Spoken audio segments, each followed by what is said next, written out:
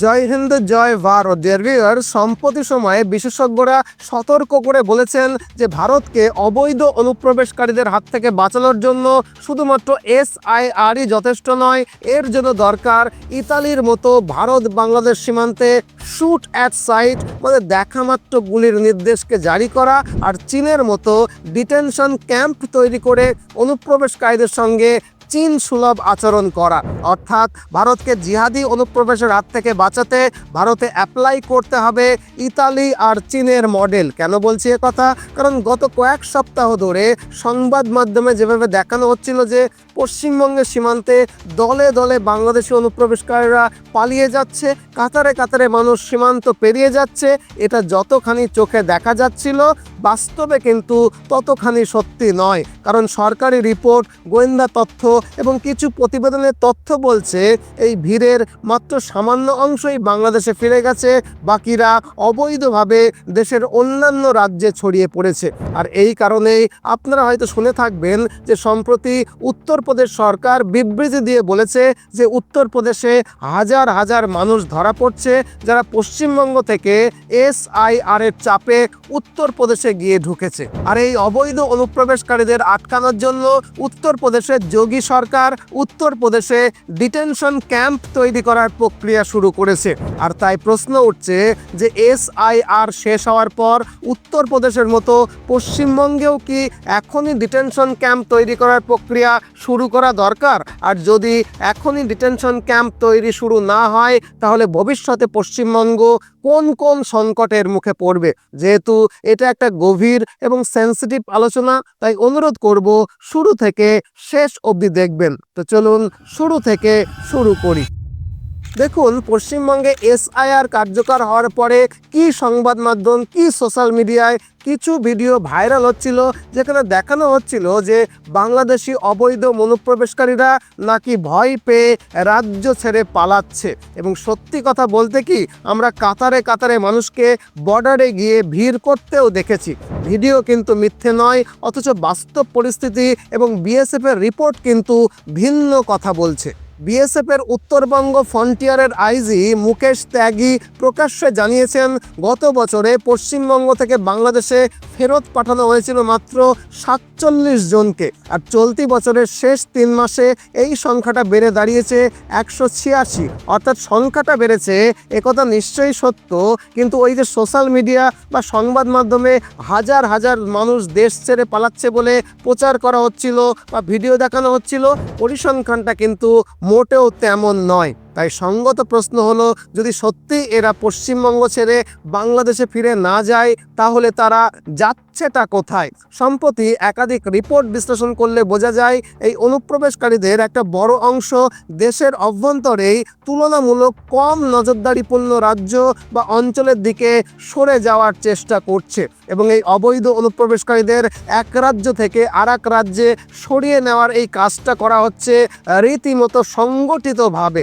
উত্তরপ্রদেশ সরকার সম্প্রতি তাদের একটা বিবৃতিতে ঠিক এই কথাটাই বলেছে যে এসআইআর এর চাপে পশ্চিমবঙ্গ থেকে হাজার হাজার অবৈধ বাংলাদেশি অনুপ্রবেশকারী উত্তরপ্রদেশে এসে ঢুকেছে এবং এটা করা হয়েছে রীতিমতো সংগঠিতভাবে। তবে যদি আপনি সন্দেহ প্রকাশ করেন যে পশ্চিমবঙ্গ থেকে এই বাংলা ভাষাভাষী অনুপ্রবেশকারীরা আবার উত্তরপ্রদেশে বা অন্যান্য রাজ্যে যাবে কেন, তাহলে বলে রাখি যে পশ্চিমবঙ্গে প্রবেশের পর অবৈধ অনুপ্রবেশকারীদের দেশের অন্য রাজ্যে ছড়িয়ে পড়ার এই প্রবণতা নতুন কিছু নয়। অতীতে কেন্দ্রীয় গোয়েন্দা সংস্থা ও নিরাপত্তা সংক্রান্ত রিপোর্টে বারবার উঠে এসেছে যে অবৈধ বাংলাদেশি অনুপ্রবেশকারীদের একটা উল্লেখযোগ্য অংশ প্রথমে পশ্চিমবঙ্গে ঢুকলেও পরবর্তী সময়ে তারা দিল্লি, কেরালা, কর্ণাটক, মহারাষ্ট্র কিংবা পাঞ্জাবের মতো রাজ্যে চলে যায়। যেমন 2016 সালে এনআইএ এবং আইবির যৌথ তথ্য পর্যালোচনা করে দেখা গিয়েছিল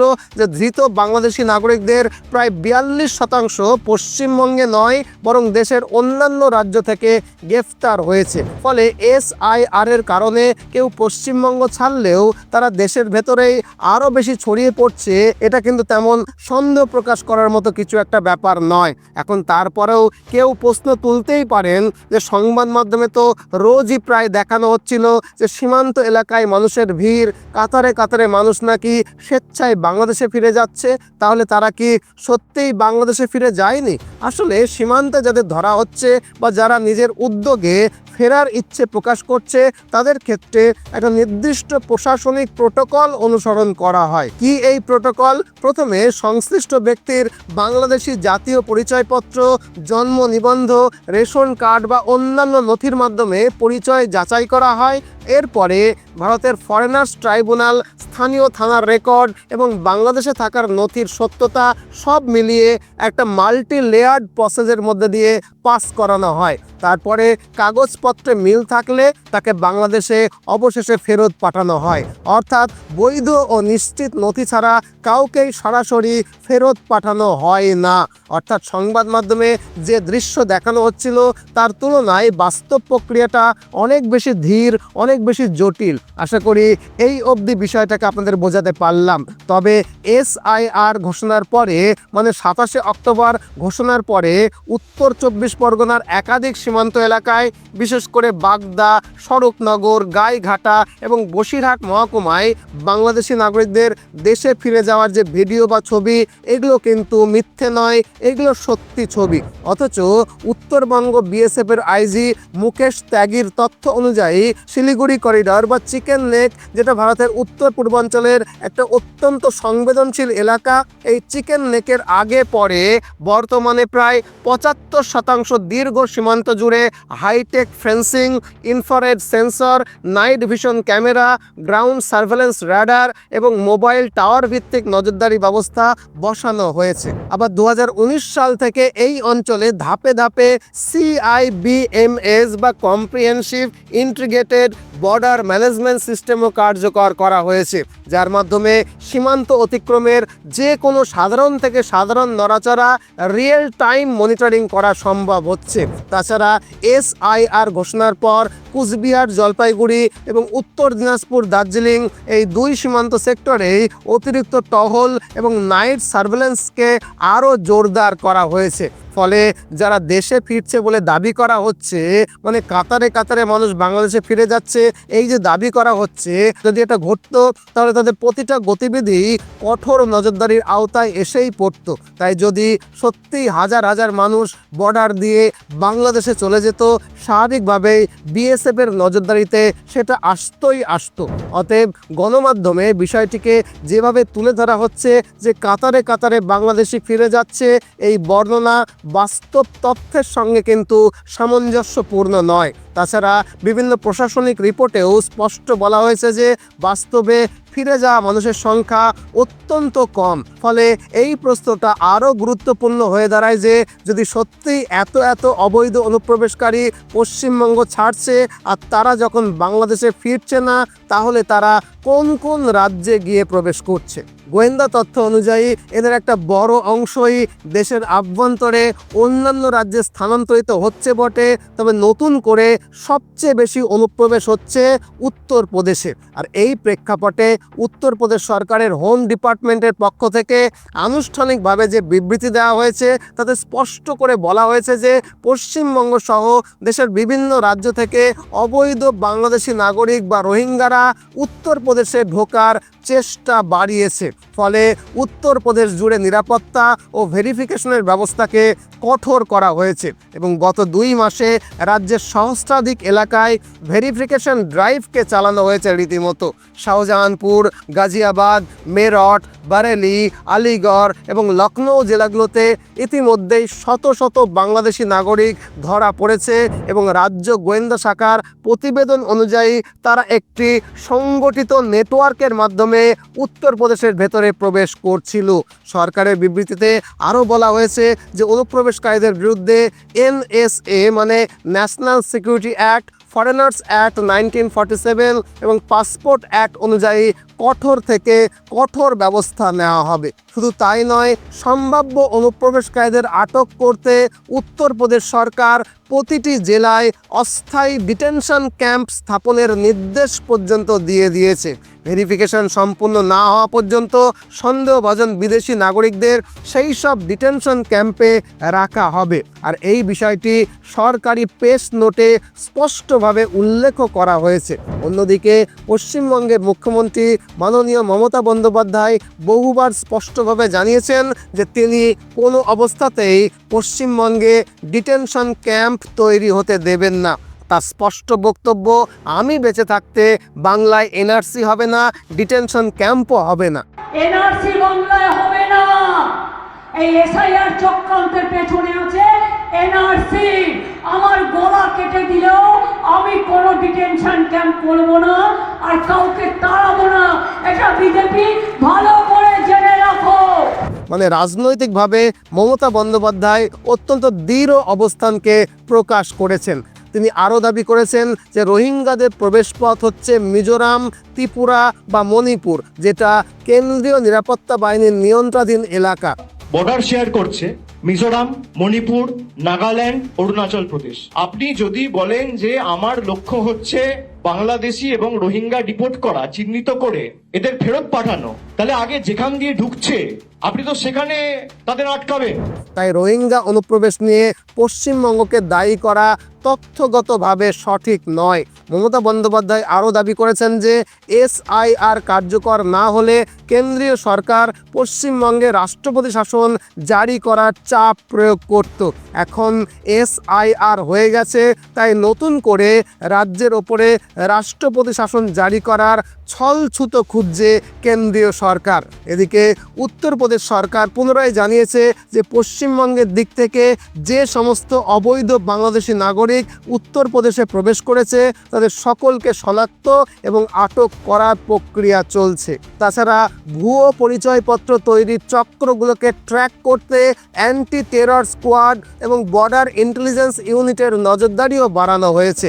8ই ডিসেম্বর যোগী আদিত্যনাথ সামাজিক মাধ্যমে পোস্ট করে রাজ্যের বাসিন্দাদের সতর্ক থাকতে বলেছেন। তার বক্তব্য, রোহিঙ্গা ও বাংলাদেশি অনুপ্রবেশকারীদের বিরুদ্ধে কঠোর থেকে কঠোরতম ব্যবস্থা নেওয়া হচ্ছে, কারণ রাজ্যে আইন শৃঙ্খলা বজায় রাখাটা তার সর্বোচ্চ অগ্রাধিকার। আশা করি এই অবধি বোঝা গেল। কিন্তু প্রশ্ন হলো, তাহলে অবৈধ অনুপ্রবেশকারীদের হাত থেকে ভারতকে বাঁচানোর উপায়টা কি?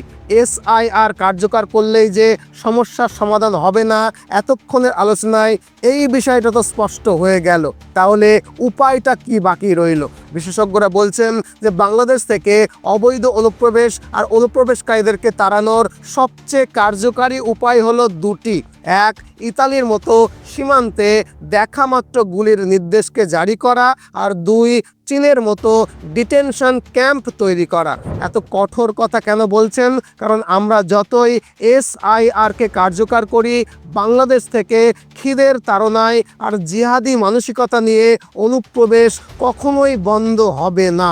একে তো বাংলাদেশের সঙ্গে ভারতের 4000 কিলোমিটারের বেশি দীর্ঘ সীমান্ত, এবং এই দীর্ঘ সীমান্তে ফেন্সিং বা পেট্রোলিং সব জায়গায় সমান নয়। তাছাড়া আন্তর্জাতিক অভিজ্ঞতায় দেখা যায় এমন কোনো দেশ নেই যারা সীমান্তের অনুপ্রবেশকে পুরোপুরি বন্ধ করতে পেরেছে।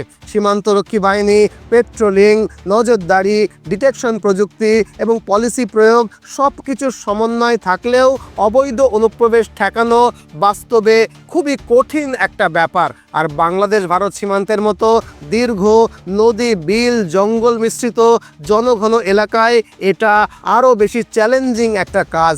তার উপরে বাংলাদেশে এখন সীমাহীন দারিদ্রতা চলছে। জিহাদি মানসিকতার চাষ হওয়ার কারণে সেখানে জনবিস্ফোরণ ঘটছে। কোটি কোটি মানুষ জাস্ট খেতে পাচ্ছে না। মানুষ মাছের বদলে বাজার থেকে মাছের কাঁটা নিয়ে গিয়ে খাচ্ছে।